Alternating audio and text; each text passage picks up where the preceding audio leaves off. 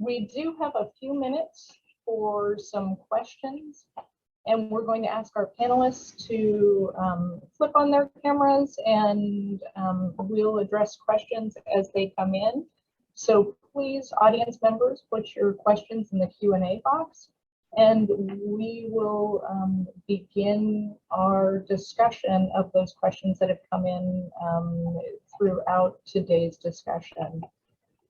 The first question that came in was, is information about the intake process shared verbally, in writing, or both? So who would like to take that question?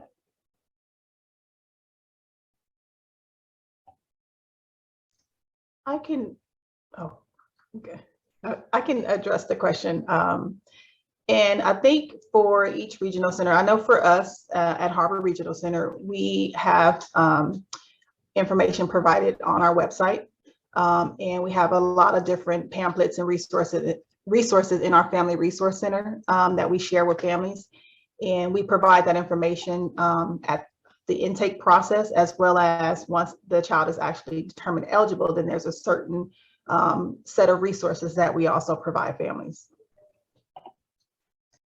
Fantastic. Thanks, Lawana. Lawana, while I've got you on the hot seat, a question came in while you were doing your presentation about in what instances a child might be referred for early start services but not qualify. If they don't meet the criteria as far as that 33% delay that I had mentioned, sometimes a family may have concerns, but then we would do the assessment, and the multidisciplinary team, once they get the results, they're looking at where the delays are. And if the delays are not substantial, then that's when a client would not be eligible for the regional center early start program. But then we would be looking to point the family in the direction of where they can provide some support to address the concerns that they have.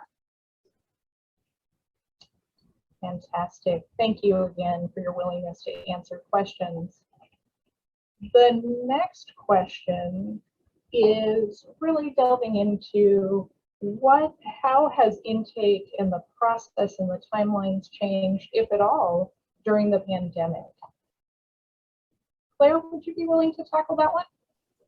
Sure, of course. At our regional center, and I'm sure most of the regional centers, it hasn't really changed. We have kept up with the 45-day timeline for early start and 120-day timeline for Lantern and ACT intake.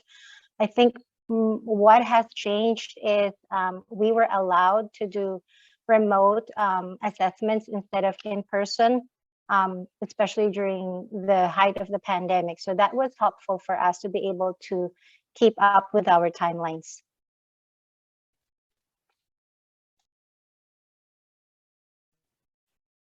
Awesome. Fantastic. Let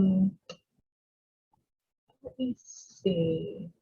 So there's a question in, and I think this probably is for you as well, Claire, but also Lawana. After early start, does the child automatically transition into Lanterman services?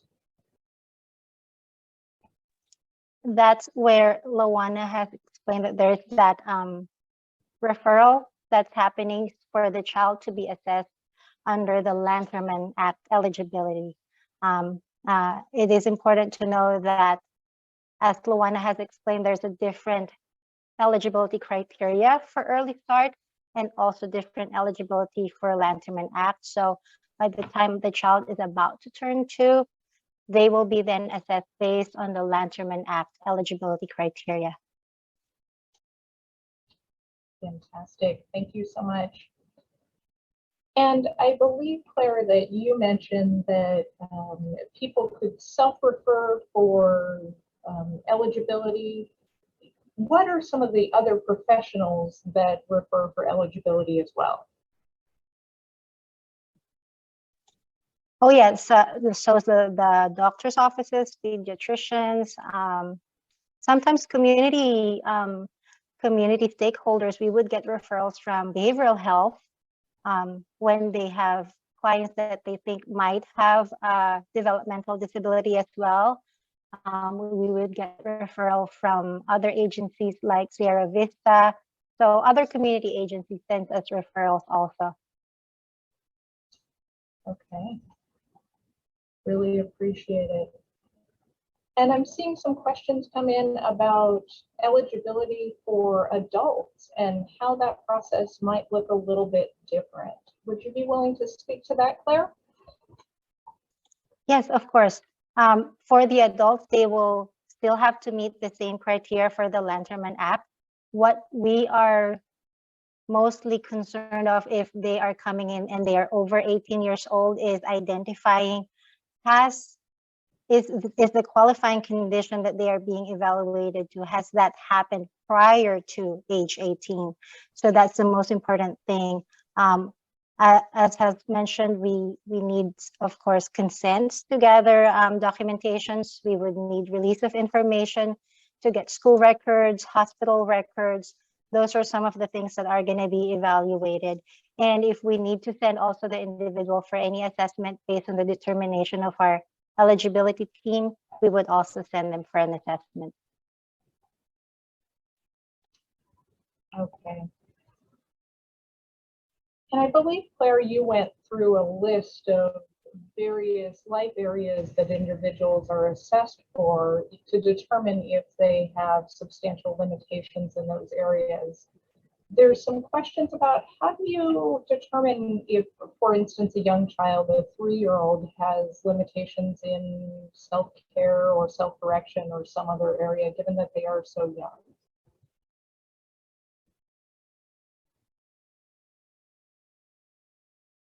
Yes, of course. Yeah, we are identifying some of the like for self-care, we try to see is the child any age appropriate levels that the child is able to do. For example, if the child is almost about to turn 3 or 4, are they able to do toileting on their own now? Are they able to wash their hands, brush their teeth? Are they able to dress themselves on their own, or how much help? Are they able to feed themselves? What type of food? Are they able to use utensils? Things like that. So we try to look at if they are able to do those age appropriate things. Yeah. So it sounds like the assessment is a little different for a young child than, for instance, an adult, and it's based on what would be the expectation for a non-disabled person of the same age. Yes.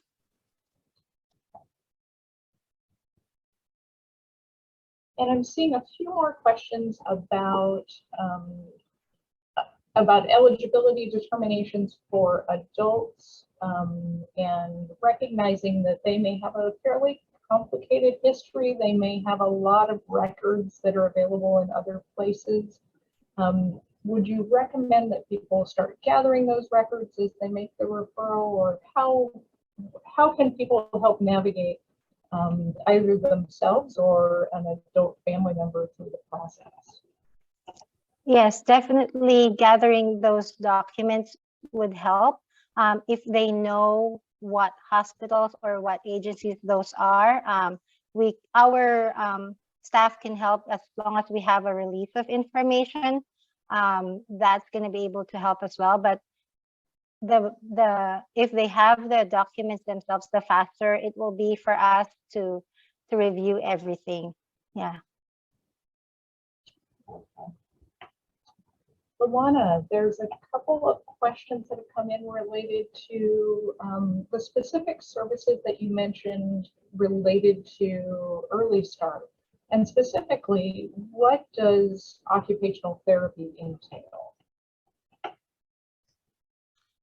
So occupational therapy for a young child would consist of teaching them how to eat properly or to use utensils, also manipulating buttons and zippers and learning how to tie their shoes, putting on socks, maybe stacking blocks and things of that sort.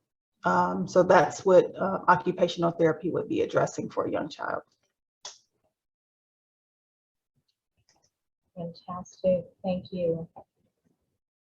And while we have you, Luana, some of the other questions are, would you mind providing just a quick overview for people who may not be familiar about the services and supports that are available through the Regional Center for children and their families? So specifically for Early Start. So like I was indicating, so it would be services like speech therapy, occupational therapy, physical therapy. There are center-based programs that we could also provide support for. And again, that would be based on global delays that a child may have. There's also, I guess each regional center kind of provide or have unique services based on, the geographical area, but the primary services that are provided in Early Start are those therapies that are going to address the delays that have been identified in those assessments. There may be some feeding therapy and things of that sort too, but again, it's all related to those three primary services. Right, and we're running a bit short on time, but one last question, and I think this one goes back to you, Claire. If a person has an accident that results in a traumatic brain injury prior to 18 that causes significant impairments, could they qualify for services through the Regional Center? So if it happened prior to age 18 and it is showing significant delay in at least 3 areas of those areas of functioning that I have mentioned, that could fall under what we call 5th category. That's one of the usual examples that we use under 5th category is the traumatic brain injury that has happened prior to age 18 and with significant limitations in at least 3 of those areas. Okay. And I thought we were going to near the end of the questions, but Christine, knowing that you work with individuals of various ages, I have a couple of service-related questions that I hope you don't mind answering. So, and I'll lump them together in the interest of time. So the first question is, if the family does not have insurance, are they eligible for services? And second is a question about how regional center services and school-based services overlap and complement each other. The first question regarding insurance status, I mean, we do collect information about the insurance, so we know the type of resource and supports available for our, individuals who may qualify for services, but that does not take into consideration for the eligibility. It's just helpful to have that information, but that is not a prerequisite to go through the process, intake process, or become a consumer of the regional center. Now, with regards to educational services and regional center services, how we overlap. Now it's more like we kind of complement each other, because I know for like when in the Early Start program that we work with children with developmental delays, and we provide them with those early intervention services to support with their development. And then we kind of do that handout transition planning to the school district, where the school assess them at age 3 to provide ongoing specialized educational program, and they qualify for services. And so we do work closely with the school in the sense that we would like to be involved in the IEP meetings to accompany the parents and provide support and advocate for them. And then kind of, and kind of monitor their child's progress, see how they're doing in school and how, they're benefiting from our services. So we do complement each other. And we want to have a very collaborative work partnership with the school to support our children and individual in the school system. Fantastic. Thank you so much. Unfortunately, we couldn't get to all the questions today, but the questions in the Q&A that we were unable to answer really give us an indication of where more information is needed. I saw lots of questions about specific services that regional centers provide and the process for accessing those. So know that we take these questions and use them to inform future trainings. We really appreciate our presenters, our interpreters, and most of all, you, our audience, for spending the past hour with us. And thank you so much again, and have a good afternoon.